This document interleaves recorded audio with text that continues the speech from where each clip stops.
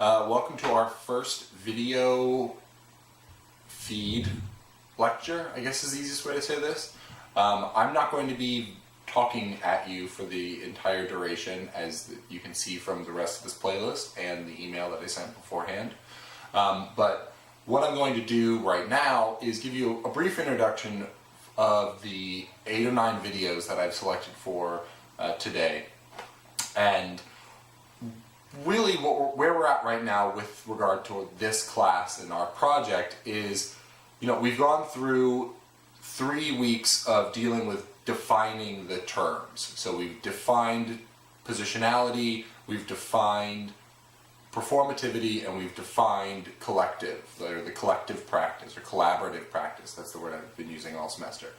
And so today we're going to be looking at positionality and looking at how it developed with regard to art practice. What this is going to do is locate our conversation within the work of female artists in and around the 1970s. Now, I've selected a variety of videos for you to watch today. The first of which is a lecture given by Linda Nochlin. Now, Linda Nochlin is a very, very important art historian, and you'll understand from the beginning of her lecture why I'm introducing today's lecture in my kitchen. Now, to give you a little bit of a teaser, the idea of positionality and how it relates to female artistic practice, specifically in the 1970s, is that a lot of female artists saw the domestic sphere as the spring from which they could pull all of their different aspects of their critical practice.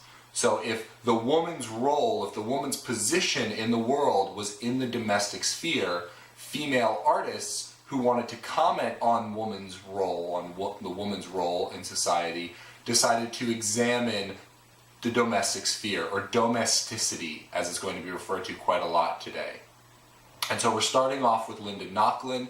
That is a longer lecture. I do implore you to watch the whole thing. You might want to break it up. That's totally fine. If you skip ahead a few decades in her lineage of female artisans, that's totally fine too. But the introduction to that lecture and how, I guess is the better word, how she frames her argument is really, really important for how I frame my conversation about positionality and female art practice from this time period. Basically, Linda Nochlin wrote this really amazing article called "Why Have There Been No Great Women Artists?" in 1971, and that article has served as the questionnaire for positional identity and how that plays into the structure of the art market. So, wildly important cultural critic for you guys to understand. After Nochlin, we are going to see a short clip about the work of Nancy Spero. Then we're going to look at Miriam Schapiro, and you're going to have a brief video of just an introduction to her and where she came from, and then a brief video about a very important project that she was involved in Southern California called Woman House. After that, you're going to see a longer interview, but also a video work by Martha Rossler called Semiotics of the Kitchen, relative to this conversation.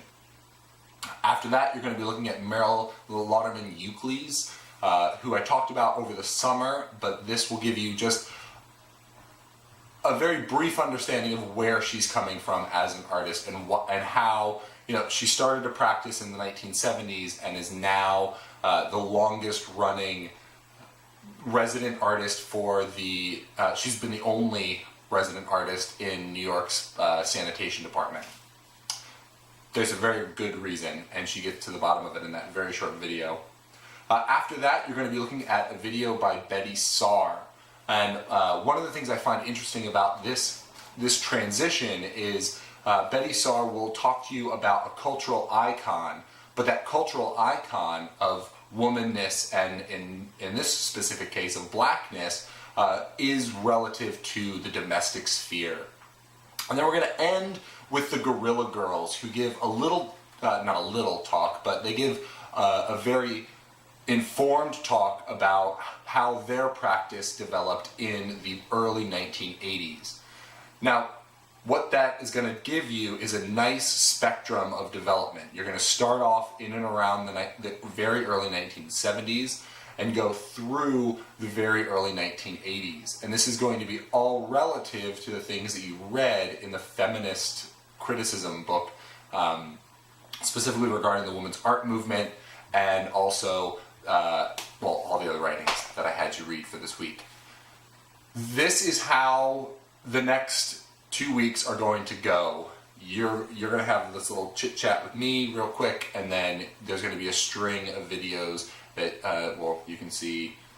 I think it should be on that side of me, my video player. No, it's on that side of the video player, right here.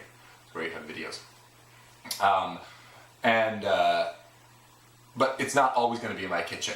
Today, I'm in my kitchen because I'm reinforcing the idea of the domestic sphere, of domesticity. I'm even wearing my house shoes, and I've put on my lecturing coat, but I'm also wearing all of the clothes that I was wearing beforehand to really give you a sense that this artwork that you're looking at is a lot like this, where it's like women have identified roles that they have played in society. And because of the advancements in conceptual art, because of the advancements in performance art, which we'll talk about next week, they didn't feel compelled to really dress things up or change things that much. They did obviously translate their position into art practice. And so if you just take me as a visual cue, I have translated my domestic life, my just shirt, jeans, house shoes, kind of dirty kitchen, I've translated that into art lecturer by just putting on my token blue blazer, the same blue blazer I wore every day over the summer.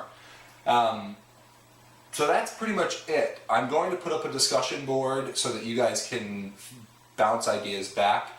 If at any point you feel like putting a video on the feed, I go for it. I think that would be a great idea. Brett, you've already done that. And other folks